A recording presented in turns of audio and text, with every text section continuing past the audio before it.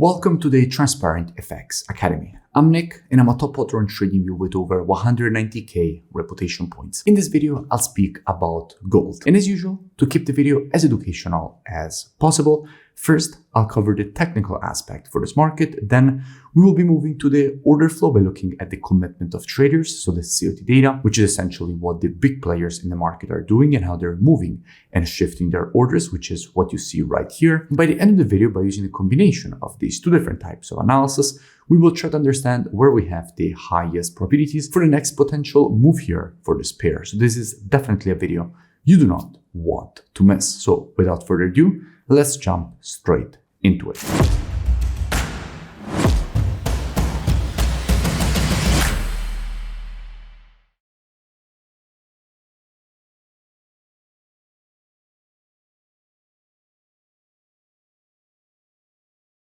Starting here from the monthly time frame, what we can see is that we have a market which at the moment is rejecting to the upside a very strong historical monthly demand and support level. In fact, all this uptrend that has been developing in the last year comes away from the rejection of this historical structured zone. This level was acting as previous historical resistance, preceding all these rejections to the downside.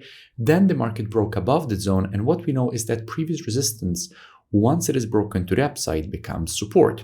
So on the retest of this previous resistance turns support, we started to see strong institutional buying of gold, and from there the market has been just creating a massive uptrend. And at the moment, we are still in that uptrend. Now, when I say more institutional buying, we will be speaking about institutional positioning in just a few moments when we move to the commitment of traders analysis. But for now, we have to keep in mind that here on the monthly, as we are still in this uptrend, the market, when it is in an uptrend, creates a series of higher highs and higher lows. So essentially, we get a series of impulses and corrections. Right now, we just got a new impulse and now the start of a correction. The next logical step would be for the market to try to create more bullish continuation away from this level.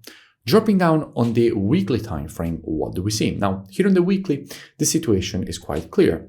We had a massive move to the upside, then we had this horizontal consolidation in the form of a triangle formation. This is basically a quite popular and actually quite frequent pattern in the market, right? You have the impulse, I'm sure you saw this already happening. You have the impulse, then you have the consolidation in the form of a triangle formation, often also called a wedge, and then you have the breakout to the upside, which is in fact exactly what happened here. Now, so far, the market has been following through with the breakout to the upside, continuing the creation of this weekly uptrend with the creation of weekly higher highs and higher lows. Also here, the next logical step would be for the market to try to create a new weekly higher high. We can also notice that from a weekly perspective, the market is currently testing the previous high. In fact, from here, this is the level from which the previous correction was created. So this is previous weekly resistance, which now that the market has broken it to the upside, is turned support here. We can also notice that as we have a weekly impulse and correction, if we want to measure the correction after the impulse, we have to take our Fibonacci from the low to the high of the impulse leg. And this shows us how we have the 0.618 and 0.786 Fibonacci retracements lining up exactly inside of this area, creating confluence of support. And when you have a confluence of support zone, you have an increased probability of seeing institutional longing inside of this area, further increasing the probabilities of seeing bullish price action being developed away from this zone. Dropping down on the daily time frame, what do we see? Now, here on the daily, everything looks quite clear. We have a market which is in fact testing previous daily resistance turn support. And in a situation like this, especially if we will see a breakout to the upside, so the market breaking out above this previous daily resistance turn support, at that point, more bullish price action could be expected away from this level. But before we go more into details from a technical perspective, which is exactly what we will be doing in just a few moments, first, let's go and see what we have when it comes to the commitment of traders. So what the big players in the market are doing on gold. Now, what we can see here is that in the long term, the positioning, even though it seems like in the short term is moving back to the bearish side, in the long term is still very bullish. We have 161,000 net positions, with institutions currently holding 238,000 longs compared to only 76,000 shorts. So we essentially have more than 3 times the longs compared to the shorts, and this has been going on for quite some time.